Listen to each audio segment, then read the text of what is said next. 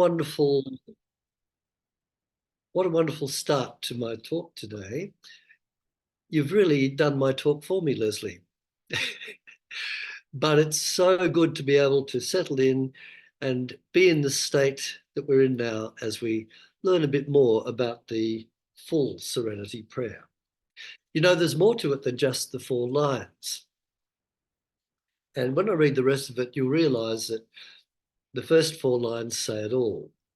The lines of the Serenity prayer are probably best known amongst the history of prayers, apart from the Lord's Prayer and a few others. Though some of the sentiments of the prayer have been traced to works going back 500 AD. The Serenity Prayer, as we know it, was written and introduced in the early 1940s by an American theologian, Reinhold Niebuhr, as a tagline to a sermon he delivered on practical Christianity. In 1942, the prayer first came to the attention of a New York Alcoholics Anonymous member named Jack. And he showed it to a few in the AA and another member, and immediately printed the prayer on 500 wallet-sized cards to be distributed at no cost. And eventually the prayer became, I'll just get this slide. Eventually, the prayer became one of the most famous prayers in the world. In 1944, the Serenity Prayer was printed in a book of prayers for the armed forces. The prayer has sometimes been incorrectly attributed to St. Francis and also to St. Augustine. So most of us only know the first 4 lines. But the other lines, well, I'll read them to you. They're very, very traditional Christian lines. We know the first 4. Then the next 5th line is living one day at a time, enjoying one moment at a time, accepting hardship as the pathway to peace. Taking, as he did, this sinful world as it is, not as I would have it, trusting that he will make things right if I surrender to his will, so that I may be reasonably happy in this life and supremely happy with him in the next, forever and ever. Amen. Now you can see why we only use the first 4 lines, because it's got all we need in those 4 lines. So, the first line, God grant me the serenity. Now, the definition of the word serene, according to one dictionary, is the state of being calm, peaceful, and untroubled. That is the line that defines this prayer. Now, we hear the saying, let go and let God. That doesn't mean we do nothing. We know we are spirit and God in expression. And we listen for that inner wisdom, which is all there is inside us. It's there. If we would take time to let go and listen. And when in an impossible situation, there's nothing else to do, we just have to wait for that voice of spirit to lead us on. And as we know, it communicates in a way that each of us individually understands. For me, I have my library book angel, and I was rushing around all week trying to find this particular book called Living the Serenity Life. This is one of those gems that's on the back in those books at the table in the sanctuary. And I've had this book for a year, and I've discovered when I went to check my books out, there's about 5 books on the floor behind the shelf in a little gap. And there it was. And I didn't get it till yesterday, so there's not much I can take from it. So Spirit's made me do my work this week. But it's got different testimonials from people who use the Serenity Prayer. One is Jay, who stops blaming God for the difficulties he's faced and lets God help him stop with his drinking. And Lynn, who lets go of her anger towards her drug-addicted daughter because only God can change a heart. Some of them are quite intense. They really are. But God speaks to us in ways we understand. Speaks to me probably different from you, according to how we understand what we're receiving. I get a lot of my wisdom in song titles. And it's amazing how different things on the radio, I don't listen to it much now because our station up here at 3BA it's got some good hits, but occasionally I just turn it on and there's one I like and it's got a bit of a message for it. It's amazing how it works. And there are other ways that you have at home that Spirit speaks to you. Now, the next line is to accept the things I cannot change. So whether we like it, as Leslie said in the meditation, there are some things that we're here to experience, we can't help them. We're in the middle of everyone else's thoughts and actions. And we can't change our past actions, words and errors. And I will not regret the past or wish to shut the past on it because the past may be what I am today. We can just learn from the wisdom and move on and give thanks. That word serenity has its own calm, hasn't it? Serenity, serene. It's a wonderful word. And also the word grace.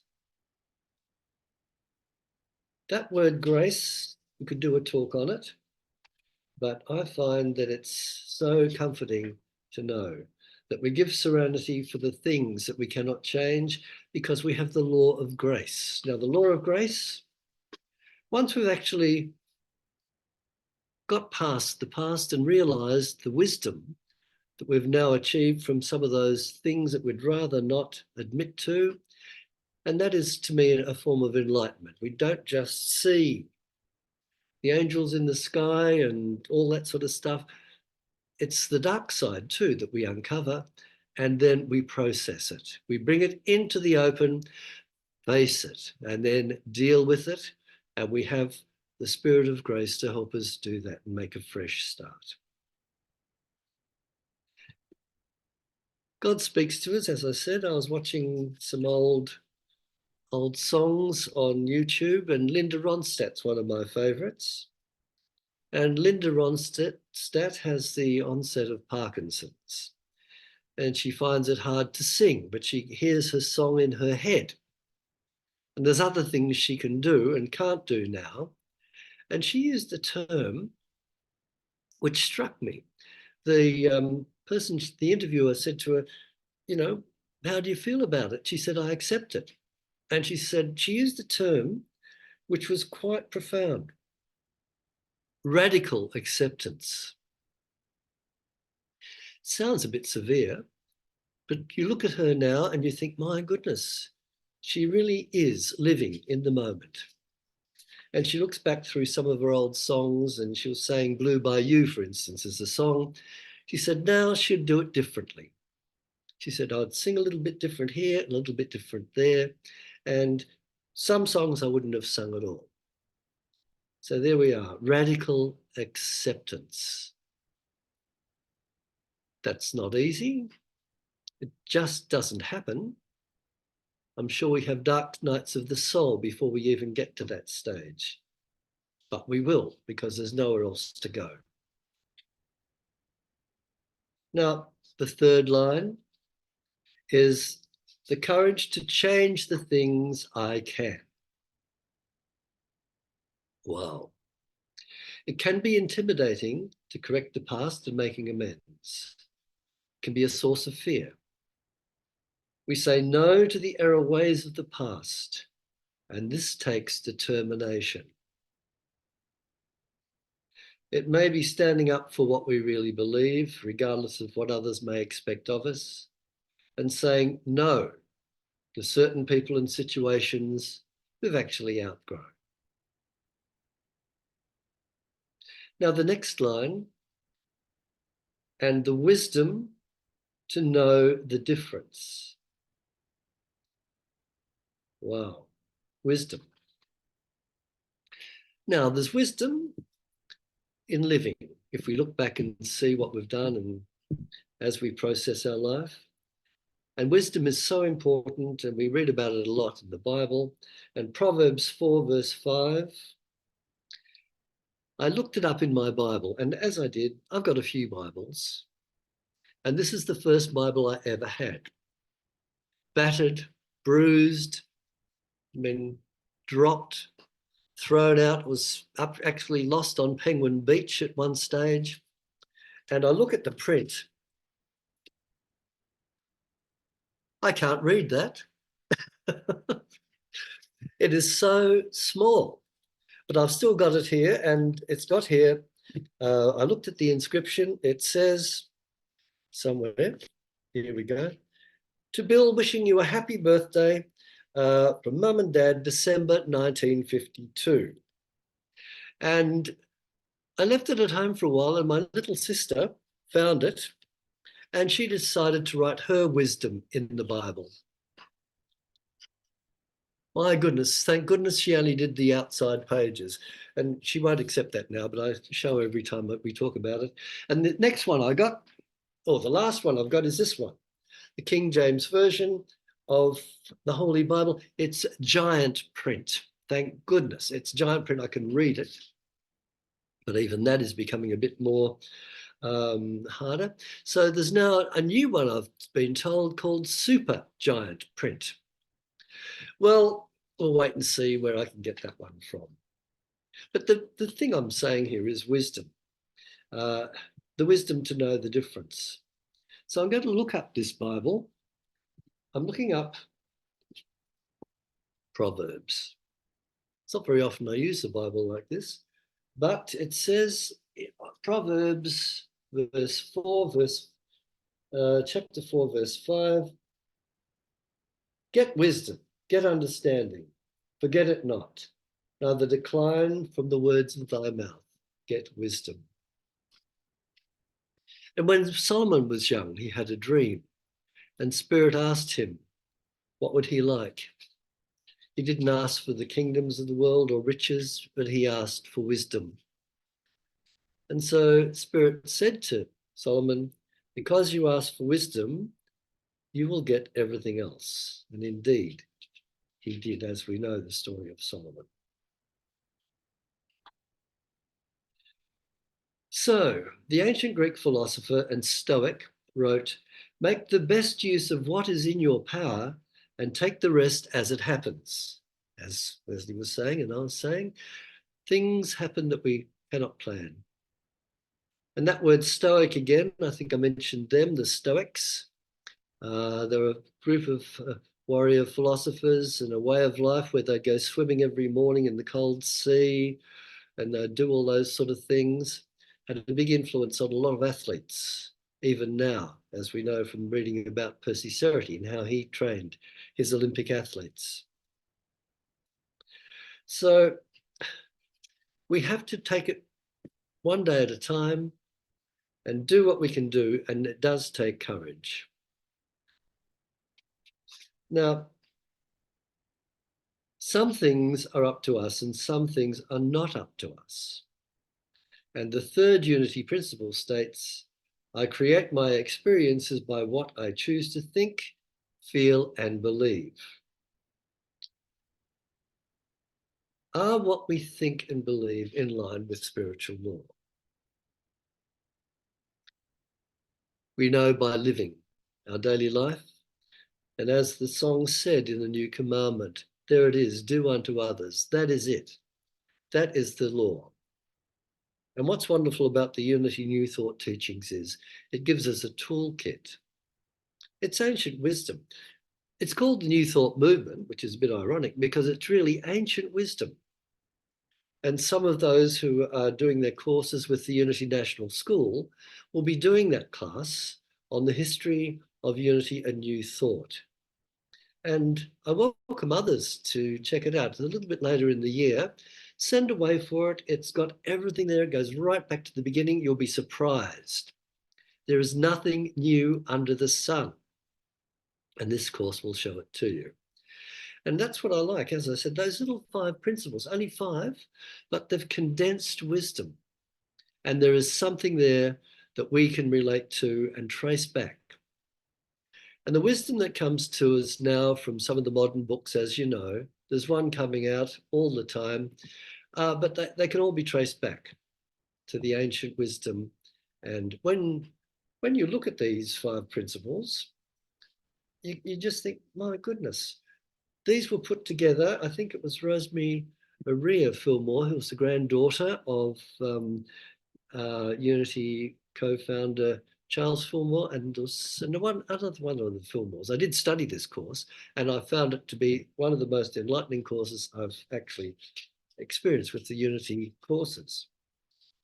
So check that out. So as students of this mystery school of life, we are here to learn life's lessons. It's not going to be a bed of roses time. And many of the popular songs, I like when I turn on, there's a song called Into Each Life, Some Rain Must Fall. And sure enough, how do we deal with these ups and downs, highs and lows? Day like today, it's cold, we put the heater on, but we learn to live with what we've got. We are here to learn to live in a world of opposites. And when you look at the world of opposites, my goodness, we do have some blessings and some challenges. And that's where Buddha says, take the middle path. 1 minute we're up, we're down, we're high, we're low, but gradually, I don't think we ever really reach the middle bit while we've got a human body, but those highs and lows get a little bit easier to flow with.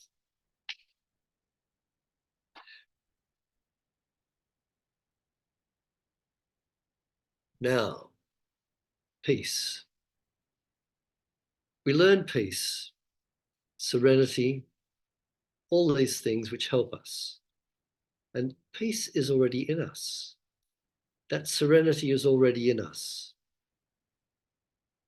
We have the power to respond to life in a positive way, knowing that the laws of the universe are always keeping the world and all its creation in balance. Sometimes we see unbalance, like we see a falling star. Saw one the other night. Other times we see a giant tidal wave come across and move into the beach area and into the town area. I remember seeing it vividly on TV a few years ago. And it reminded me of my place in Tasmania. We lived across the road from the sea. And even then, I used to think, what if the tide didn't stop? What if it came over us? And there was a scare in the 70s. And we all thought, oh my goodness, are we going to have a tidal wave? We didn't, but some people went up on the hill, God bless them, and nothing happened. But the tidal law and order, which we take for granted, what an intelligence is behind that. And we are part of that in expression. We didn't create it, but we are expressing it. My goodness, what a challenge and what an awesome responsibility. And as we look around, we can see the great uses of this power. As we move on and expand in consciousness, we see the great misuse, I'd say, of this power. And we have to find that way, that middle way of holding the balance, which we do. From the Bible again, the book of John 14, verse 27. I love this verse. Peace I leave with you. My peace I give unto you. Not as the world giveth, give I unto you. Let not your heart be troubled, neither let it be afraid. I find this verse is a wonderful reminder of that inner serenity which is always within us and waiting for us. So over the years, we've had our special prayers or mantras. I remember I used to do Om Mani Padme Om when I was going through my phrase of whatever group it was at the time. And there's some other great mantras. And at the conclusion of our Sunday service, we say the prayer of protection, which I'm getting used to saying. We say the long version at the end, but I've got a shortened version, which I'm sure we all use. And I find that wonderful. Sometimes when the mind just goes berserk, you think, stop. We take the minute and say this. Other prayers, like the prayer of protection of St. Francis, make me an instrument of your peace. Moving on in New Thought, we say, I am an instrument of peace. I've got a friend who loves that poem, If, by Rudyard Kipling. It has a great stoicism in it. And I'm sure many people around the world, as we speak, are praying the rosary. There's a place somewhere, the 24-hour rosary going, somewhere. The rosary is being spoken all the time, around the planet 24/7, as is our Unity, our prayer room. All our prayers go that you send to our intention circle, go to Unity headquarters, and they are there in that tower with that light beaming 24 hours a day. So, to sum up, throughout the years, millions of copies of the Serenity Prayer, whether its entirety or in its little popular version, have graced the home of wallets, desks, and people all over the world. I go to a nursing home here, and it's up on the wall. So its timeless words invite pondering, which inspires us, hopefully, to put these words into action. James 1, verse 22, do not merely listen to the word and so deceive yourself. Do what it says. All this is in the Bible, but we have to know how to find it. As the Unity Fifth Principle says, knowing and understanding the laws of life, also called truth, are not enough. A person must also live the truth that they know. Life can be unpredictable, but the Serenity Prayer, spoken with feeling, is a way to focus on peace and the good we already have inside us. So I ask you to join with me now as we say those last 4 lines again. God grant me the serenity to accept the things I cannot change, and the courage to change the things I can, and the wisdom to know the difference. So be it. Amen. Thank you, everybody. And powerful words there in that prayer. They really are. So to keep the ambience going, I think